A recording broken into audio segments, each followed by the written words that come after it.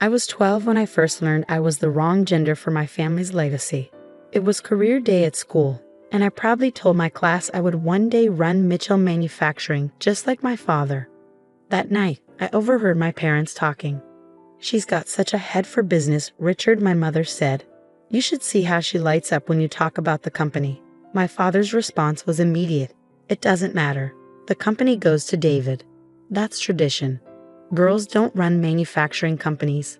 15 years later, I stood in my brother's office, our father's old office, watching him sign the paperwork that would fire me from the company I'd given my life to. "Nothing personal, Emma," David smirked, sliding the papers across his desk. "But let's be honest, you're not cut out for this. Maybe start a cute little boutique. Something more feminine." I kept my face neutral as I signed, remembering every sacrifice I had made. The Stanford MBA, the countless late nights, the supply chain innovations that had boosted profits by 40% last year. None of it mattered. I had the wrong chromosomes.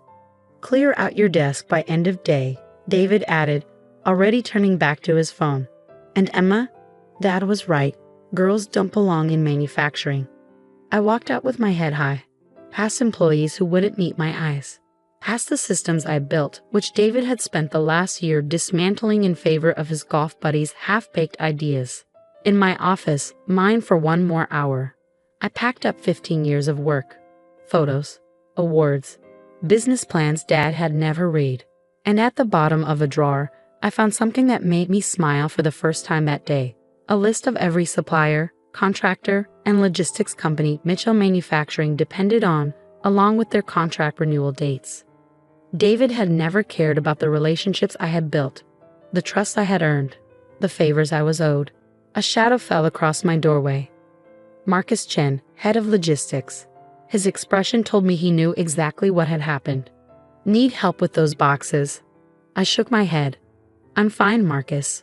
But remember that conversation we had last month about starting our own logistics company?" He nodded slowly. "You mean the one where you mentioned having enough capital to buy out 3 major shipping contractors?" I pulled up an email draft I prepared months ago when I first saw this day coming.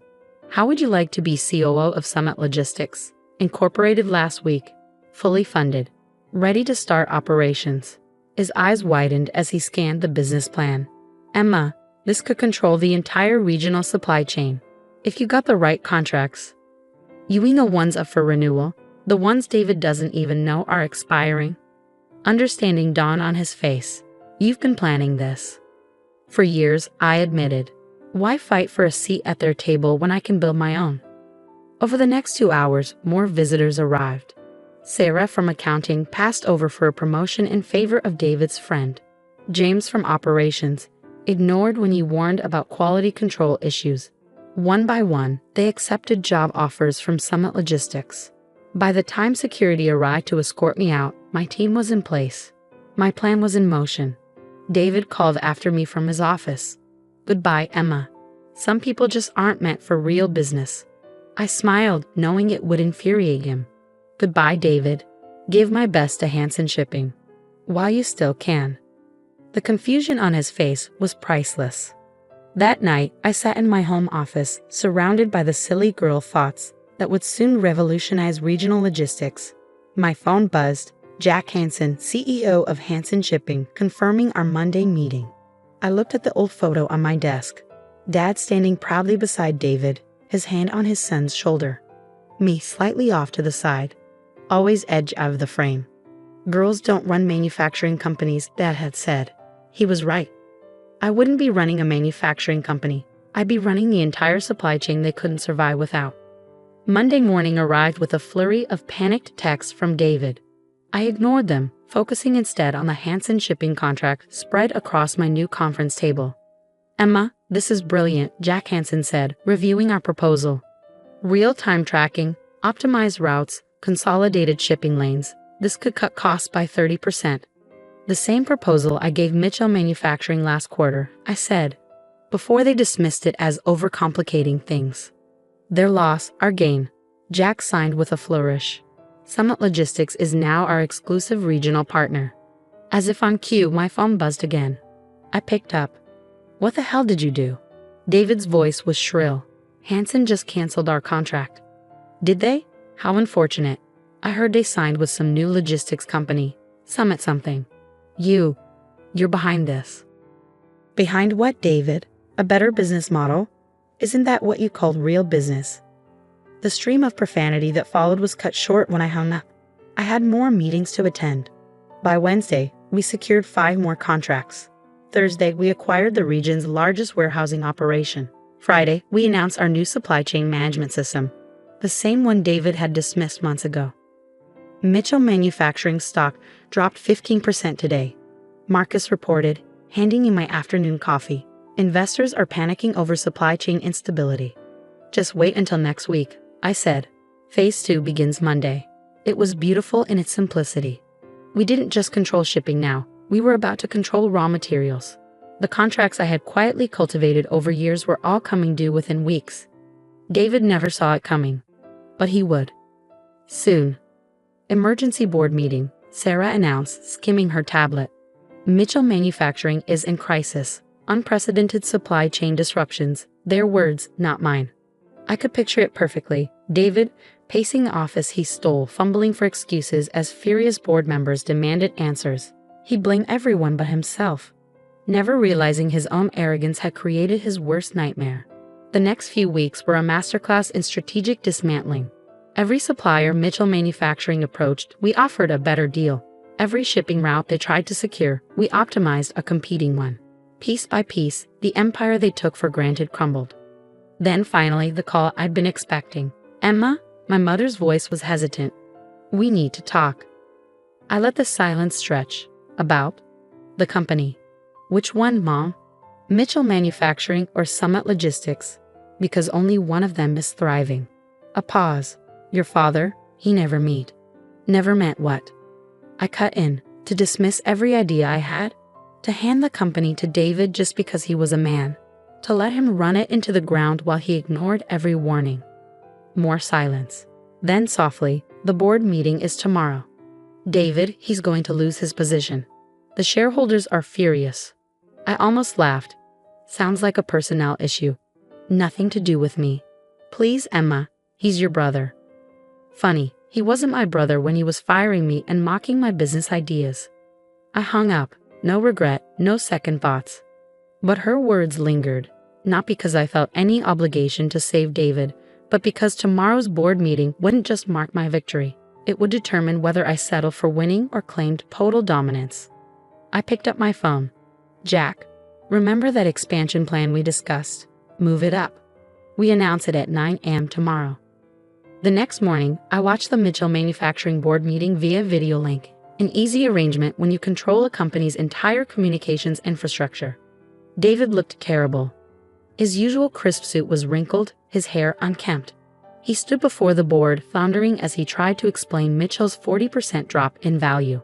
We're exploring alternative supply chain options, he stammered, reaching out to new partners. There are no new partners, a board member interrupted. Summit Logistics has locked up the entire regional network. They just announced a $200 million expansion. Face it, David, we're dead in the water. David tugged at his collar. Maybe we could reach out to Summit. Try to negotiate. The boardroom door opened. Oh, now you want to negotiate? Every head turned. I stepped inside, my Summit Logistics ID badge gleaming. Dad half rose from his chair. Emma, what are you doing here? I smiled, representing the only company in this room that actually knows how to run a business. David's face darkened. You planned this. You sabotaged us. I shook my head. No, David. I built something better. Something you could have had, if you hadn't been so convinced that girls don't belong in business. I laid out my offer. Fair, more than fair, really. Summit would absorb all employees, preserve the Mitchell name on key product lines, and ensure the company's legacy continued. Just not under David. All in favor? The board chairman asked. The vote was unanimous. Even Dad, looking resigned, raised his hand. David lurched to his feet. This isn't right. Dad, tell them. Dad's voice was heavy. It's over, son. He turned to me. Emma, I was wrong. About everything. I met his gaze without flinching. Yes, you were. Then I turned to leave, but paused. Oh, and David. Don't bother packing your office. I had it cleared out this morning. Try not to feel too bad. Some people just aren't meant for real business. His own words thrown back at him. The perfect ending to a plan 15 years in the making. That evening, I sat in my real office, earned through skill, not chromosomes.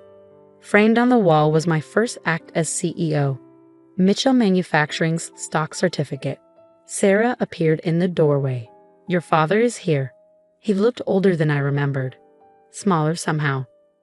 The company, he started, is thriving, I finished. No thanks to your outdated ideas about who should run it. He exhaled. I'm sorry. I arched a brow. For what? Not believing in me. Dismissing me? Handing the company to David without a second thought? Each accusation landed like a weight. For all of it, he admitted. For underestimating you. For thinking talent had anything to do with gender. I studied him, searching for insincerity. I found none. Well, I said finally, at least you're learning. He nodded. I am. Then, hesitating. That's actually why I came. I want you to meet someone. A young woman rolled in beside him, a wheelchair-bound engineer with sharp eyes and an air of quiet brilliance. Emma, this is Jessica Chen, Dad said, a manufacturing prodigy from MIT. I thought you should hear her out. I raised an eyebrow, and why is that? He actually blushed, because when I saw her proposals, I realized something. I remembered all the ideas of yours I never read, and I didn't want to make the same mistake twice. Jessica looked nervous but determined. Mr. Mitchell said you might be interested in my AI integration models for production efficiency. I smiled. I am, but first, tell me about yourself. Not your gender, not your disability, just your vision for the future of manufacturing. Her eyes lit up. As she launched into her ideas, I caught Dad watching us, pride and regret warring on his face. Later that night, Mom stopped by my office. I saw David today. How's customer service treating him? I smirked. She sighed. He's humbled, and he wanted me to give you this. She handed me an envelope. Inside was a handwritten letter. Emma, I spent years believing I deserved success just because of who I was. You proved that success is earned. You built something incredible, and you beat me fair and square. I won't ask for forgiveness. I don't deserve it. But I will say this. I see it now. I see you now. I'm proud of you. David asterisk. I exhaled slowly, folding the letter. I didn't need his pride. But maybe, just maybe, I'd appreciated it. Smiling, I turned back to my desk. There was still work to do. After all, this empire wasn't going to build itself. And now everyone knew exactly whose hands it belonged in. I read the letter twice, then picked up my phone. David, be in my office tomorrow, 8 a.m. sharp. Bring your customer service reports and any real ideas you've gathered from actually listening to our clients. The next morning he walked in. Gone was the overconfident CEO swagger. In its place was something quieter, humbled. Sit down, I said. Tell me what you've learned. For the next hour, David laid out a detailed analysis of customer complaints, supply chain inefficiencies, and possible solutions. He hadn't just done the work, he'd understood it. Not bad, I said when he finished. How would you like to head up our new customer experience division? His eyes widened. You trust me with that? Trust is earned, just like leadership. Just like respect. That's how this company works now. And it did. Over the next year, Mitchell Manufacturing became something neither Dad nor David had ever envisioned. Jessica's AI-driven production systems transformed our efficiency. David's customer-first strategies rebuilt our reputation. Summit Logistics remained an industry powerhouse. But the real transformation, that happened in the company's culture. Walk into any Mitchell Manufacturing facility now, and you'll find leadership built on talent, not tradition. You'll see Jessica mentoring a new generation of engineers, David working alongside her, learning instead of dictating, and Dad, semi-retired, but still watching with something between pride and regret. Your latest article's making waves, Marcus said one morning, tossing a magazine onto my desk. The cover showed me standing on the factory floor. The headline read, The Manufacturing Maven. How Emma Mitchell revolutionized an industry while breaking glass ceilings. Marcus grinned. Best part is the sidebar about our mentorship program. The Mitchell Future Leaders Program, my passion project. It opened doors for brilliant minds often overlooked due to gender, disability, or background. Like Jessica, who was now guiding pre-promising engineering students. Dad called it expensive charity at first, I mused, until he saw the innovations coming out of it. Speaking of Dad, Marcus gestured toward my office door. He stood there, holding a familiar leather portfolio, the same one that had once contained my business proposals, the ones he'd ignored. I found these while cleaning out my old office, he said quietly. Finally read them. They were brilliant, Emma. They still are. I'm sorry I couldn't see that sooner. I took the portfolio, flipping through the ideas that had built my empire. Want to hear my latest proposal? Expanding the mentorship program internationally. He sat down, eyes filled with something I'd never seen before. Respect. Tell me everything. And so I did. Because sometimes the best revenge isn't proving someone wrong. It's proving yourself right. Again and again. Until even the deepest prejudices crumble under the weight of undeniable success. David stops by my office every Friday now, not as the entitled hare he once was, but as someone who finally understands what real leadership means. You know what I realized, he said one afternoon. When Dad said, girls don't belong in business, he wasn't just wrong about you. He was wrong about business itself. It's not about gender or control. It's about vision, I finished. About building something that lasts. About recognizing talent, wherever you find it. He nodded. Thanks for teaching me that, even if your method was dramatic. I smiled, thinking back to the day I took his company from him. Some lessons are meant to hurt.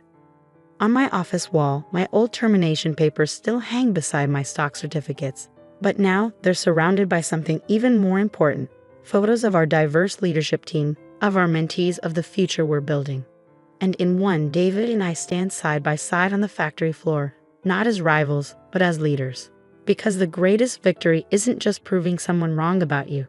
It's helping them be right about everything else.